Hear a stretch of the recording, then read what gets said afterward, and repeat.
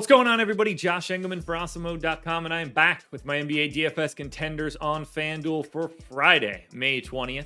Now be sure to hit that like button, subscribe to the channel, and hit the notification bell so you know when everything goes live. Follow me on Twitter at Josh Engleman. Let me know in the comments section who your favorite plays are. And then go sign up at No House Advantage using the promo code Awesemo so that you can get yourself $25 on your first deposit. And we're rounding out the bottom of my top 10 with Draymond Green, Reggie Bullock, Klay Thompson, Maxi Kleber, and Steph Curry on the outside looking in. Who will be my favorites? My top 5 plays for today? Time to find out. In first at number 5, we've got Andrew Wiggins. He's 11,500, projected for 32 fantasy points. He's in the optimal lineup 38% of the time. Got really solid minutes in game 1. Had a lot to do with the defensive job that he was doing on Luka Doncic, and I expect him to be out there again. So 36 minutes for Wiggins, 20% usage, 17 points, 7 boards, an assist, and 2 stocks. And it's mostly at the utility spot, 15% there, and pretty flat across the board otherwise. MVP, star, pro, all in the 6 to 9% range, and I think that makes some sense. He's pretty easy to fit in the utility at 11.5. If you want to take those shots of him being one of the 3 highest scorers, I wouldn't have any issue there. That's why he gets to the number 5 spot. Slightly cheaper, same team, Jordan Poole in at 11K, projected for 29.5. He's in the optimal lineup 42% of the time.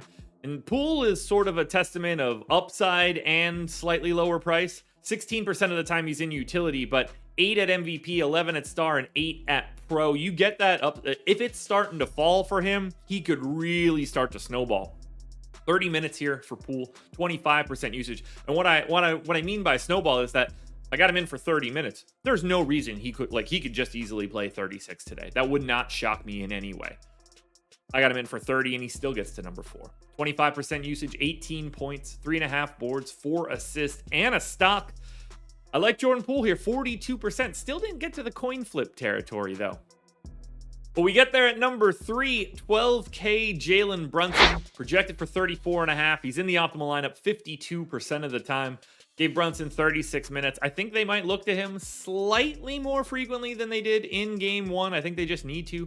27% usage here for Brunson, 21 points, 5 rebounds, and 4 assists. Maybe he gets a steal. He certainly doesn't get a block. He's basically flat across the board. 11 at MVP, 12 at star, 12 at pro, 17 at utility. So a little bit more frequent in the utility spot, but I think it's mostly going to be a wide variety for Jalen Brunson. To me, he looks a lot like Jaylen Brown did yesterday, where every single spot in your lineup just works. At number 2, I'm looking at Dorian Finney-Smith. He is 9K, projected for 26, and he's in the optimal lineup 56% of the time. I gave him 38 minutes. He does mostly points and rebounds, honestly, but it's the price tag that works. 9K is a really nice value on a day where Luka is also available. 14% usage, 12 points, 6 boards, 2 assists, and a stock and a half. Probably not going to be in the MVP spot. 4% there, 9% at star, which feels like it would be just absolutely, you're going to need a lot of stocks.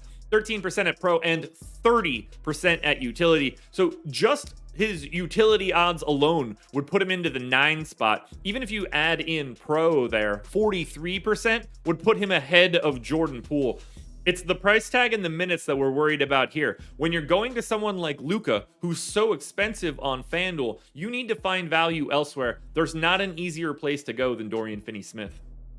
Now, before we get to that number 1 contender, one last reminder, hit the like button, subscribe to the channel, and hit the notification bell so you know when everything goes live. Follow me on Twitter at Josh Engleman. Let me know in the comments who your favorite plays are, and then go sign up at No House Advantage using the promo code Awesemo. Get yourself that $25. And finally, the least surprising thing you'll ever see, Luka Doncic is number 1 on FanDuel, and he always will be. 16,500, projected for 58.5, and he's in the optimal lineup 93% of the time. And that's assuming he plays the 38 minutes, or really any amount of minutes, honestly. Only injury is really going to stop Luka in this case. 40% usage, 31 points, 11 boards, 8.5 assists, and a stock and a half. He's the overwhelmingly likely MVP, 42% of the time. In fact, 27% at star, 12% at pro. You could even sneak him into utility once or twice. I don't necessarily think that's going to happen all that frequently.